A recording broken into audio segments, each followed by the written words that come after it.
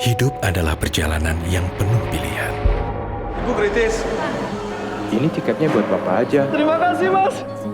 Kuatkan niat dan berusaha memilih langkah untuk kebaikan. Bro? Gagal dapet tiket, bro. Santai. Gua bareng-bareng biar asik. Yang membuka jalan menuju keberkahan. Untuk diri sendiri dan orang lain. Bersama KAF, ada keberkahan di setiap perjalanan. KAF, ini jalan yang kupilih. Yeay! Selamat! Congratulations! Akibat pandemi COVID-19 yang melanda, sejumlah usaha kecil menengah mengalami kerugian dan tak sedikit yang bahkan Hey, kenapa? Aku nggak bisa lanjutin butiknya lagi. Saat masa sulit mengimpit, selalu ada cara untuk menggerakkan kebaikan.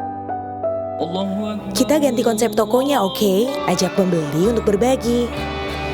Dengan bergerak bersama, satukan kekuatan yang dimiliki. Untuk kembalikan semangat, lahirkan karya yang menginspirasi. Hingga akhirnya, bisa sebarkan manfaat yang lebih luas bagi sesama. Saatnya bergerak bersama Wardah untuk Ramadan yang lebih bermakna. Wardah bersama lebih bermakna. Paragon.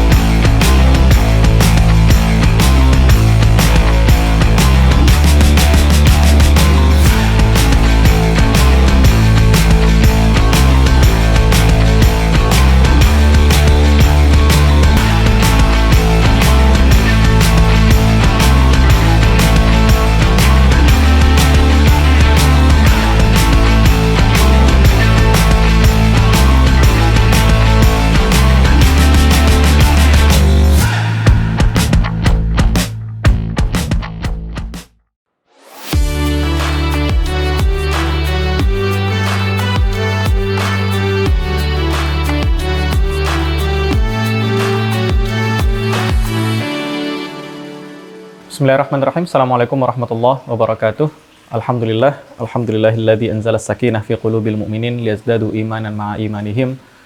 Allahumma salli wa sallim ala nabiyyina Muhammad asyrafil anbiya'i wal mursalin wa ala alihi wa ashabihi ajma'in wa man ittaba'ahum bi ihsanin ila yaumiddin. Allahumma ja'alna minhum, Allahumma amin. Teman-teman Taubaters dimanapun berada, ini adalah pertemuan terakhir kita untuk membincang buku ini. Ini bukan pertemuan terakhir dari program Ngabuburit, karena besok masih ada 2 lagi pertemuan kita bahas, tapi 2 pertemuan terakhir nanti akan di luar dari buku ini. Jadi pertemuan ini akan menjadi penutup pertemuan kita terkait dengan bukunya Ustadz Nu'man Ali Khan hafizahullah ta'ala. Semoga Allah senantiasa menjaga beliau, menjaga keluarga beliau, menjaga teman, kerabat, kolega beliau, menjaga Bayyinah TV. Dan semoga Allah senantiasa berikan berkah untuk beliau dan keluarga beliau dan harta beliau. Judulnya Revive Your Heart, Putting Life in Perspective, yang kita sudah membahas buku ini dari 1 Ramadan kemarin sampai hari ini ke 18 Ramadan. Ada 18 kali pertemuan yang kita bahas buku ini, dan Masya Allah, saya secara pribadi, saya yang membaca buku ini mendapatkan insight yang luar biasa. Dan satu pelajaran penting teman-teman di luar ini dari pengalaman saya sebagai orang yang membacakan kepada teman-teman.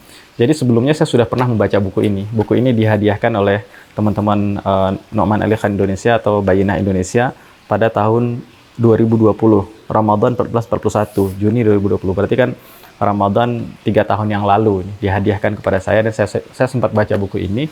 Dan ketika saya membaca kembali untuk dibacakan, itu cara berpikir berbeda. Dan insight yang saya dapatkan ketika membaca ulang lagi, itu lebih luar biasa. Artinya, saya memahami teks hadis Rasul SAW, dan saya mendapatkan experience itu ketika Rasul mengatakan, khairukum man ta'allamal Qur'an wa 'allamah. Orang yang paling baik, kata Rasul, di antara kalian adalah orang yang mempelajari Quran, dan itu belum selesai, Rasul katakan, dan yang mengajarkannya.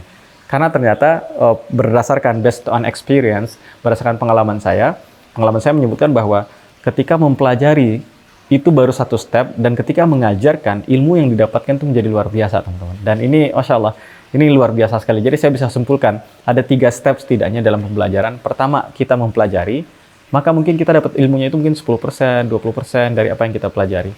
Kemudian, yang kedua, itu kita mengamalkan. Karena kita pelajari sekarang, besok kita lupa, atau pelajari pagi ini, nanti sore lupa, atau pelajari sekarang bab 1, siang baca bab 2, malam baca bab 3, ketika baca bab 3 kita lupa lagi bab 1. Bagaimana cara untuk membuat selalu teringat? Yang masuk yang kedua, yaitu dengan mengamalkannya. Dan yang ketiga, yang terbaik di antara semua itu adalah bukan saja membaca dan mengamalkan, tapi juga mengajarkan. Mengajarkan ini bukan berarti kita siapkan kelas, bukan. Mengajarkan ini sangat simpel.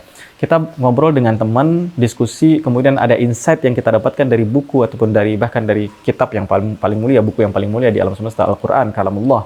Kita sampaikan itu bagian dari mengajarkan. Rasul mengatakan kepada Ali bin Abi Thalib, "Wallahi, demi Allah Ali, li an yahdiyallahu bika rajulan wahidan khairun laka min khumurin ni'am." Bahwa Allah memberikan hidayah untuk seseorang melalui engkau. Untuk satu orang saja, kata Rasul, melalui engkau, lebih baik untukmu daripada khumurin ni'am, daripada segala macam prestis yang pernah ada yang dimiliki anak-anak muda. Jadi ini experience saya, pengalaman saya ketika membaca buku ini untuk saya sendiri, dan ketika membacanya untuk dibacakan kembali atau didiskusikan atau disampaikan di Taubatas ini, diajarkan di sini, saya mendapatkan, Masya Allah, itu lipat ganda pemahaman saya daripada saya membaca sendiri. Ini sebuah keberkahan. Jadi teman-teman kalau mau baca buku, biar enak, cari ruang diskusi, bikin ruang diskusi. Nah, kita kembali ke buku ini. Pertemuan terakhir ini saya pengen mencoba merangkai dari semua pembahasan kita dan mengaitkan apa calling to action, apa action yang bisa kita bangun. Dan saya yakin teman-teman sudah memulai sebenarnya dari awal diskusi kita, ketika kita diskusi tentang doa, kita sudah mencoba shifting our paradigm, men-shifting bagaimana cara pandang kita, memperbaiki cara pandang kita tentang bagaimana seharusnya berdoa, dan bagaimana harusnya mindset kita, cara berpikir kita ketika berdoa. Nah, di pertemuan terakhir ini kita mencoba mereview kembali semuanya, dan kita coba kaitkan dengan judul buku ini, Revive Your Heart. How do you revive your heart? By reading the entire book. Nah, ada 5 part di sini. Part pertama membahas tentang connecting to Allah through doa. Terhubung kepada Allah melalui doa. Jadi kita itu terhubung kepada Allah. Kita itu kalau nggak terhubung sama Allah, hidup akan berat sekali. Benar. Kita akan merasa semua beban hidup ini di punggung kita.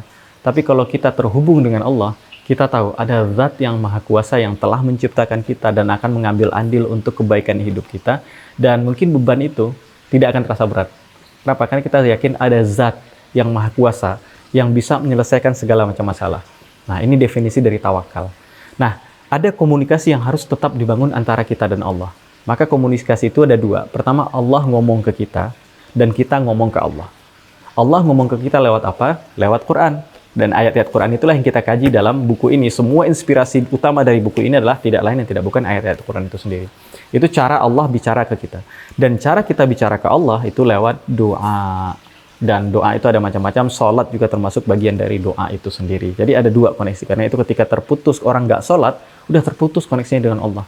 Semua, apapun bangunan yang mau dia bangun di atas itu, dia nggak punya fondasi. Itu bisa jadi nggak akan terbangun, atau bisa jadi terbangun tapi rapuh, ditiup angin akan roboh. Pertama itu connecting to Allah through doa. Yang kedua adalah creating a cohesive Muslim community, membangun komunitas Muslim yang solid. Jadi kalau pembahasan pertama itu tentang hablum minallah, koneksi saya dengan Allah, dan dalam Islam itu nggak cukup.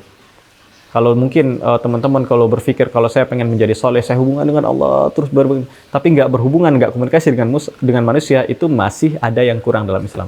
Islam selalu memberikan keseimbangan. Kita membuat komunikasi kita kepada Allah dengan cara yang baik, dan komunikasi kita dengan manusia, dengan makhluknya Allah, bukan manusia saja, bahkan binatang juga, tumbuhan juga, bumi ini, bagaimana menjaga bumi itu termasuk menjaga menjaga hubungan kita dengan makhluknya Allah. Karena Allah perintahkan kita untuk memakmurkan bumi ini. Nah, itu juga harus dibangun, terutama creating cohesive Muslim community, komunitas Muslim itu. Jadi hubungan dengan Allah dan hubungan secara horizontal dengan sesama manusia. Jadi pembahasan tema tentang hati ternyata bukan hubungan sama Allah saja. Kan kita tahu revive your heart. If your heart is already dead, you have to revive it. And how to revive it? By reading this book, one of the solutions. Nah, kalau hati kita rasanya mati dan kita harus menghidupkan itu kembali, kita baca buku ini salah satu cara untuk melakukan itu. Maka yang pertama memang menghidupkan dengan terhubung dengan Allah. Yang kedua, menariknya, kita harus mengaitkan hati kita itu dengan memperbaiki hubungan dengan sesama. Dan itu di sini kita bahas bagaimana tentang mengkritik orang, bagaimana tentang asumsi, menjaga zon, menjaga prasangka. Wah, ini luar biasa ini. Ini PR yang luar biasa beratnya. Bahkan sampai menjadi leader juga dibahas di sini. Kemudian yang ketiga, kalau tadi tentang pihak Allah yang menciptakan kita, kemudian sama makhluk, kemudian sekarang tentang objek, tentang barang. Maka tema ketiganya our financial dealings, bagaimana kita menyikapi masalah keuangan kita. Artinya ada orang hubungan baik dengan Allah, hubungannya dengan Allah baik, sholatnya teratur, zakatnya, kajiannya, puasa dan lain sebagainya bagus, dan hubungan dia dengan manusia bagus, itu belum selesai. Ada satu poin penting lagi, bagaimana cara interaksi keuangannya. Kalau dia dikenal di kampung itu sebagai orang yang baik, suka sedekah dan lain sebagainya, dan dia orang yang rajin ke masjid, sholat Jumat, sholat wajib atau pengajian dan lain sebagainya, bahkan sering mensupport pengajian, tapi duit yang dia dapat dengan cara yang tidak halal, itu juga masih dipertanyakan. Itu akan menjadi goresan di hati dan itu akan tetap menjadi masalah. Hati tetap akan menjadi masalah. Ini bagian yang kita tidak bisa dibohongi. Maka uang, bagaimana cara kita mendapatkan uang dan cara kita menghabiskan uang, itu perlu kita perhatikan lagi. Karena teman-teman, saya mengkaji yang tentang cara mencari uang itu saja. Kalau kita benar-benar la ta'kulu amwalakum bainakum bil batil, benar-benar kita menghindari memakan harta di antara kita dengan cara yang batil, maka muslimin, terutama taubaters, anak muda muslim akan punya etos kerja yang luar biasa keren. Saya yakin itu. Memastikan income kita, pemasukan kita dari yang halal, dengan memastikan pemasukan kita dari yang halal saja, itu pasti akan mengubah cara bekerja kita, etos kerja kita, semangat kerja kita, kualitas kerja yang kita berikan. Itu akan berubah dengan mindset menerima dari yang halal saja. Maka kalau yang penasaran silahkan cek lagi nanti kajian kita itu tentang our financial dealings. Dan yang keempat, some contemporary issues. Dibahas juga tentang isu-isu kontemporer yang ada hari ini. Artinya teman-teman, Al-Quran itu adalah kitab yang kapanpun, dimanapun, siapapun yang membaca, menggali itu, dia akan mendapatkan inspirasi kebaikan yang dahsyat untuk kehidupannya di zaman apapun. Kita tahu, jarak antara kita dengan ayat pertama turun, itu sudah 1400 tahun lebih. Dan itu masih relevan sampai hari ini. Sampai hari ini, orang yang mengatakan nggak relevan pasti nggak mengkaji ayat ini. Maka tema yang keempat ini tentang contemporary issue, artinya semua isu kontemporer hari ini, ayolah, kita cari ke Quran. Dan saya ingin ngajak teman-teman, suatu saat mudah-mudahan Allah izinkan kita, mungkin kita bisa mendiskusikan apapun background teman-teman. Sebenarnya Al-Quran punya hal yang relatable dengan background kita itu. Ada background kita tentang sains, ada background kita tentang engineering, ada background kita tentang social science, matematika, dan lain sebagainya. Al-Quran pasti juga membahas itu. Al-Quran juga membahas itu. Sebab di satu riwayat ketika Rasul mengatakan, وَذَاكَ عِنْدَ ذَهَبِ الْعِلْمِ, dan itulah kata Rasul, akan ada suatu zaman, dan di zaman itu ketika ilmu akan hilang. Dan sahabat langsung komplain. Kata sahabat, ya Rasulullah, bagaimana hilang ilmu sementara Quran masih dibacakan oleh kita? Bagaimana mungkin ilmu itu hilang sementara kita masih membacakan Quran? Coba dengar, Rasul mengatakan ilmu yang hilang, dan para sahabat itu langsung naik, langsung nanya, ya Rasulullah, kok bisa hilang ilmu sementara kita masih baca Quran? Jadi di top of mind-nya para sahabat ketika disebutkan ilmu adalah Quran. Ketika ilmu hilang berarti Quran udah nggak dibaca. Kenapa? Karena bagi muslimin sumber dari segala ilmu dan sumber inspirasi kenapa kita menggali ilmu. Fakta bahwa kenapa kita menggali ilmu bagi muslim, sumber inspirasinya adalah ayat yang pertama turun itu Iqra. Dan itu yang kita bahas di pembukaan, Iqra bismi rabbikal ladzi khalaq. Maka isu kontemporer hari ini itu sebenarnya di Quran sudah dibahas, dan manusia itu yaitu history will repeat itself. Ini di barat orang mengatakan ini, di Arab orang mengatakan at-tarikh yu'idu nafsah. Ahli sejarah timur dan ahli sejarah barat mengatakan kalimat yang sama, bahwa sejarah itu akan mengulang dirinya sendiri. Sejarah itu akan berulang, cuman bungkusnya saja yang berbeda, user interface-nya saja yang berbeda, source code-nya tetap sama. Dan tema yang terakhir adalah focusing on the akhirah. Fokus kepada akhirat. Bagaimana pada akhirnya kita menata semua jalan hidup kita itu dengan satu fokus. Kalau fokus kita adalah akhirat, maka selain itu akan menjadi blur, dan selain itu tidak begitu penting. Kalau fokus kita akhirat, selain itu tidak begitu penting. Imam Ibnu Qayyim memberikan perumpamaan luar biasa tentang fokus ini, tentang visi sebenarnya. Al-himmah al-aliyah, kata Ibnu Qayyim dalam Madarijus Salikin. Himmah al-aliyah itu seperti bird's view. Seperti kita terbang. Teman-teman kalau pernah terbang, kita kan bukan burung ya, tapi kita bisa terbang naik pesawat. Teman-teman kalau naik pesawat terbang tuh, kalau ketika makin tinggi kita terbang, kita akan lihat itu perumahan rumah-rumah. Itu saya pernah terbang. Saya take off-nya dari Bandara Suta. Ketika saya take off dari Bandara Suta, ketika itu Jakarta lagi musim hujan. Dan beberapa titik sebelum saya sampai ke bandara, itu beberapa titik banjir di perjalanan itu. banjir genangan air banyak. Dan ketika saya lihat genangan air itu kok genangan sana, genangan sini dan sebagainya. Kita merasa nggak nyaman dan komplain lah, nggak bersyukur lah. Jadi ketika kita terbang dan kita melihat Jakarta dari ketinggian, itu semua yang kita komplainkan terlihat dari ketinggian jadi imut-imut dan lucu.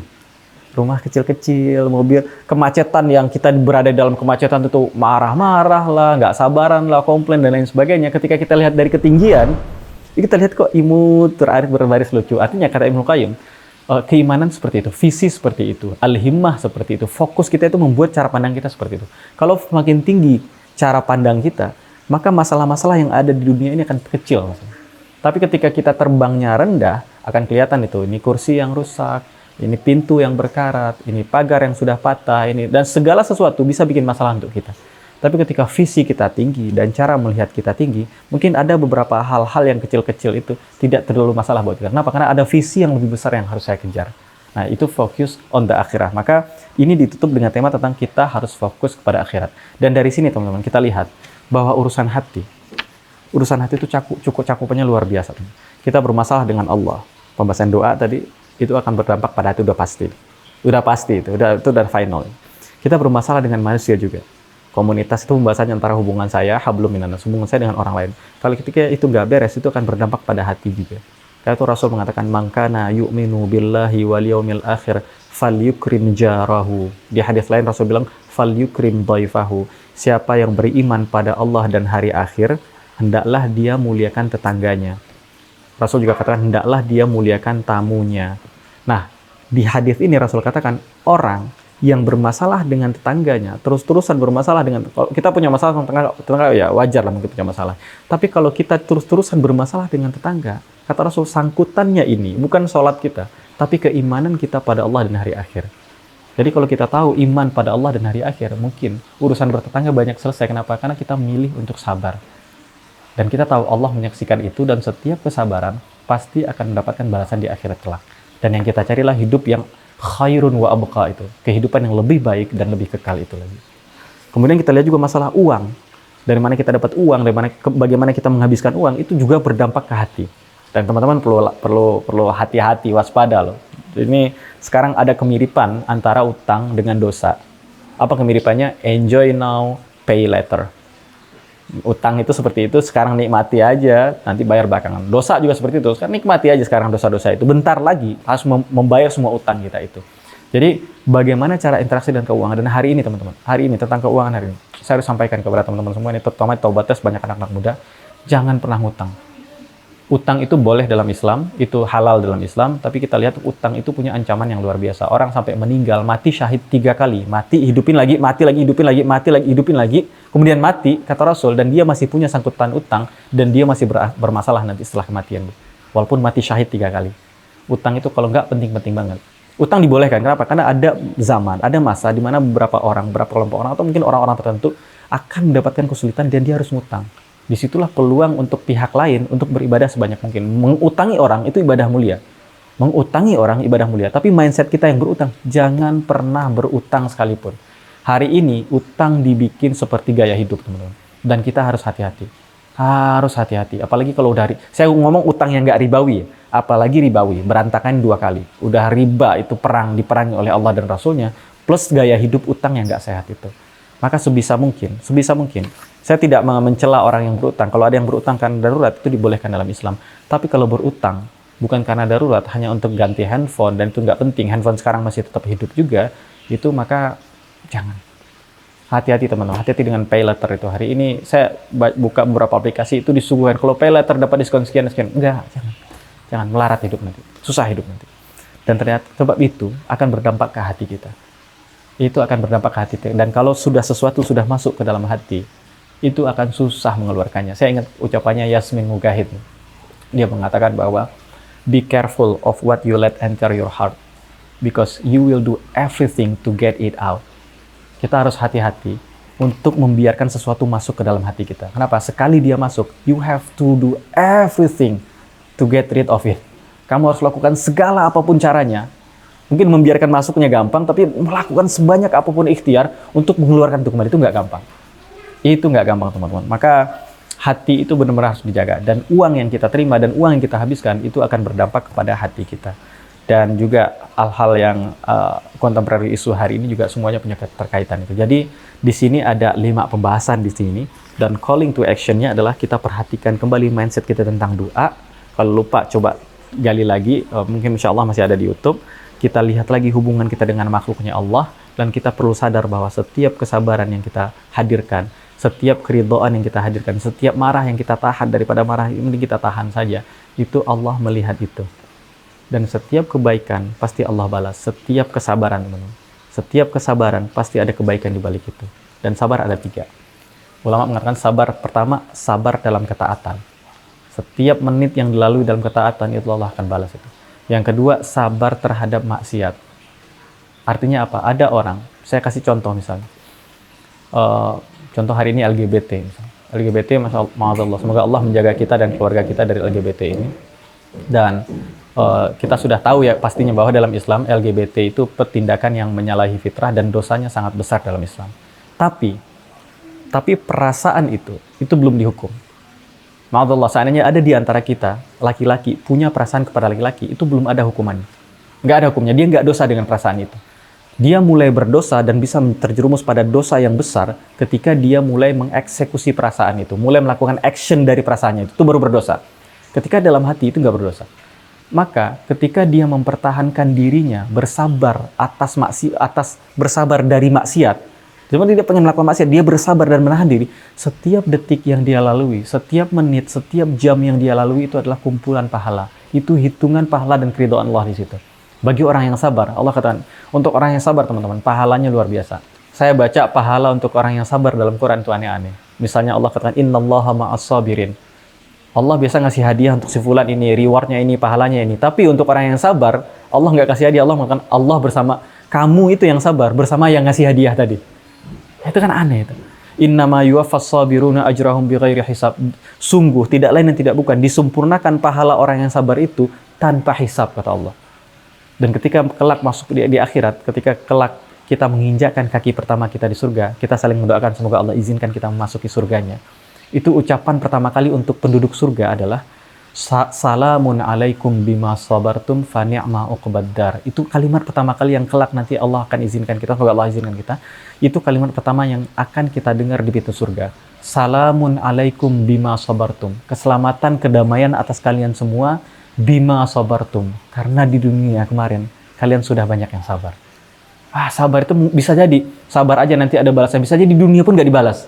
Tapi setiap kesabaran yang kita jaga itu setiap detik itu pahala, dan termasuk sabar terhadap maksiat yang di depan mata kita mau lakukan. Ini udah terbuka semua potensi peluang untuk melakukan dosa ini sudah bisa dilakukan, sudah tinggal eksekusi. Kita bersabar untuk itu, bahkan kita lari kabur. Ini yang dilakukan Ashabul Kahfi, yang dilakukan kabur dari situ. Dan Allah akan memberikan hadiah untuk itu. Baik di dunia kita ataupun di akhirat, atau dua-duanya. Dunia yang di akhirat. Yang pastikan kita harap yang panjang. Hadiah yang usianya abadi itu di akhirat. Dan sabar yang ketiga adalah sabar terhadap musibah yang menimpa kita. Kita kehilangan harta yang kita cintai, kehilangan orang yang kita cintai, kehilangan kerjaan kita dan sebagainya. Bersabar itu setiap menitnya, setiap detiknya juga itu adalah kebaikan untuk kita. Jadi teman-teman, dan itu lagi-lagi pembahasannya harus dikaitkan dengan hati. Pembahasan sabar tuh nggak akan pernah hadir kalau kita nggak ada keimanan dalam hati. Maka tema yang terakhir itu focusing on the akhirah, memang fokus kita harus akhirat. Kalau muslimin itu, anak muda muslim, setiap apa yang mau dia lakukan, dia berpikir tentang akhiratnya. Kita akan membuat karya yang berbeda, teman-teman. Kita akan hidup di dunia ini dengan cara main yang berbeda. Kenapa? Karena mindset akhirat itu selalu ada di kepala. Kenapa? Kalau saya pengen berbuat baik, saya bisa saja berbuat baik. Saya ini sebagainya. Tapi ketika menyadari itu, dan kadang-kadang kita lupa, inilah tujuan kita bersama. Kita ada komunitas namanya Taubaters secara online, dan mudah-mudahan nanti kita Allah izinkan kita bertemu secara offline, dan kita bisa bikin halaqah-halaqah kecil yang kita bisa saling ingatkan satu sama lain. Nah, semoga dengan itu kita bisa saling reminder satu sama lain. Tujuannya tidak lain tidak bukan karena kita kan selalu lupa. Akan selalu lupa. Hikmah dari sholat 5 kali sehari semalam itu, kalau nggak dikasih 5 kali, kita akan lupa bahwa hidup ini akan mati. Dikasih sholat pun kita lupa bahwa hidup ini akan mati loh. Apalagi nggak dikasih sholat. Kalau nggak dikasih Ramadan satu bulan untuk perbaikan di setiap tahun, mungkin sepanjang tahun kita sibuk aja dengan hal-hal duniawi, sibuk dengan gelimang dosa dan lain sebagainya. Maka fokus kepada akhirat itu akan merubah segalanya. Nah ini call to action kita. Ini kita mencoba memperbaiki dari semua aspek ini, hubungan saya dengan Allah, hubungan saya dengan makhluk, hubungan saya dengan harta saya, dan bagaimana memfokuskan hidup kita kepada akhirat.